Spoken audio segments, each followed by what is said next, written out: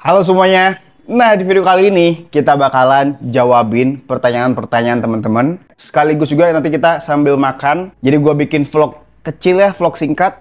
Gua mau makan, latihan, sekaligus juga jawabin pertanyaan-pertanyaan dari teman-teman.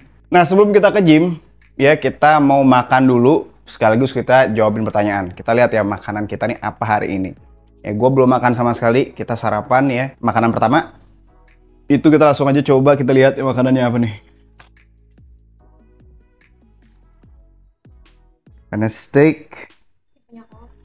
Ini punya cewek gua. Ini punya gua. Jadi makannya dikit aja ya. Minum sparkling water. Wajar ya, jadi makanan pertama biasanya tuh juga gua nggak bisa banyak-banyak. Biasanya makanan kedua, ketiga baru biasa lebih banyak. Kita makan dulu sekaligus kita jawabin pertanyaan. Langsung aja. Nah, jadi kita sebelum nge-gym, kita makan dulu ya. Kita makan steak. Kita sekaligus jawab pertanyaan. Kita coba dulu nih steaknya. Jadi gue lagi demen, dulu biasa gue makan steak itu, steaknya pakai butter ya. Sekarang pakai minyak kelapa. Karena rasanya beda. Pokoknya teman-teman cobain deh. Wah. Dan kita di carnivore, itu wajib pakai garam. Minumnya juga kalau bisa, kita air putih aja, dingin nggak masalah. Kalau mau yang soda-soda, pakainya sparkling water aja.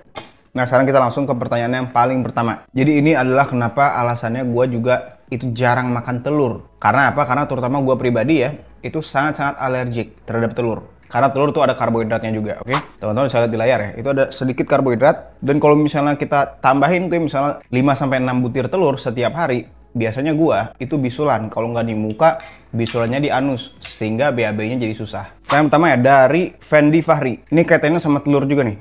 Bang mau nanya, nih, kata abang telur itu baik.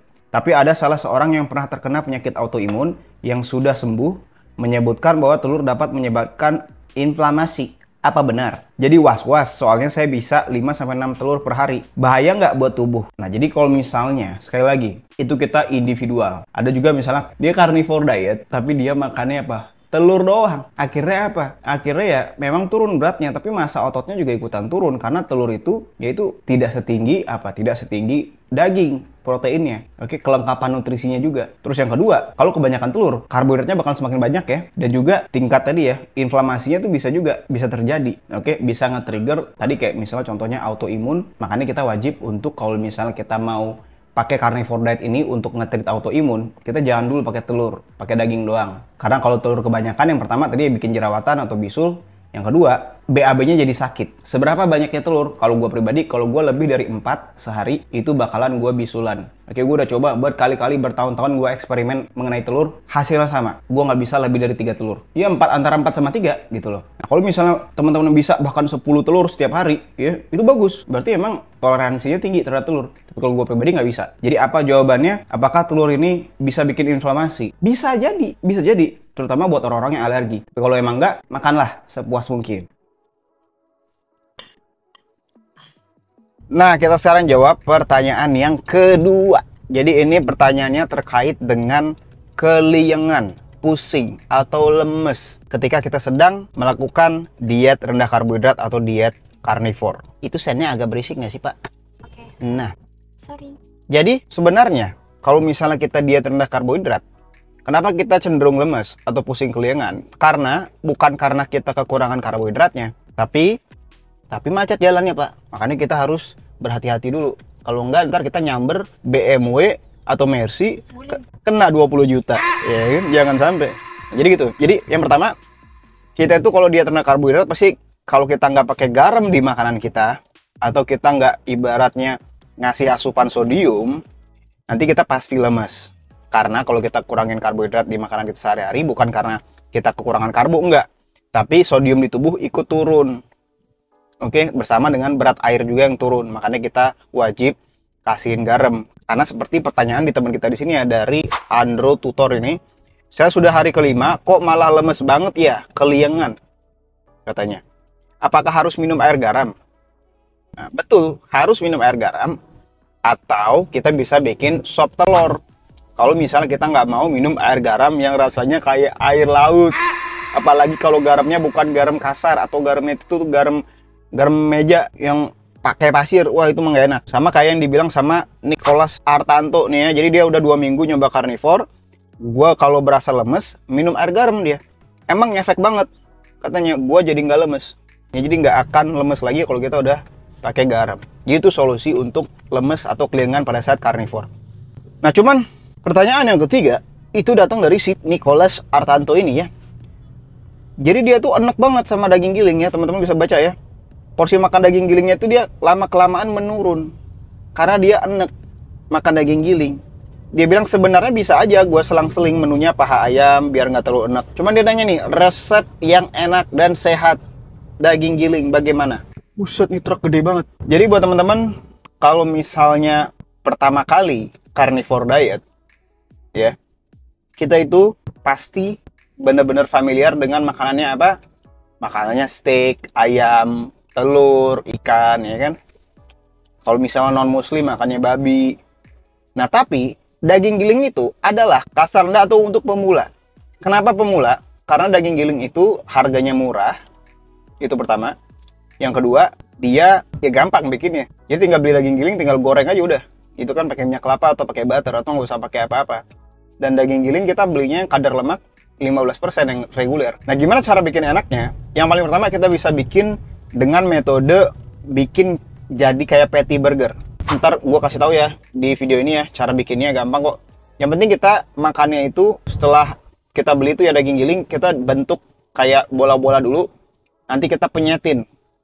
Dan itu kita masak, kita goreng. Dan itu rasanya mirip kayak patty burger. Nanti kita bisa juga tambahin misalnya keju sedikit ya. Tapi kalau misalnya alergi sama keju nggak usah tambahin. Itu yang pertama. Yang kedua kita bisa bikin daging giling dengan bakso. Jadi kita bikin daging giling tapi dibikin bakso. Kuahnya pakai kuah kaldu sapi. Enak banget. Jadi gitu.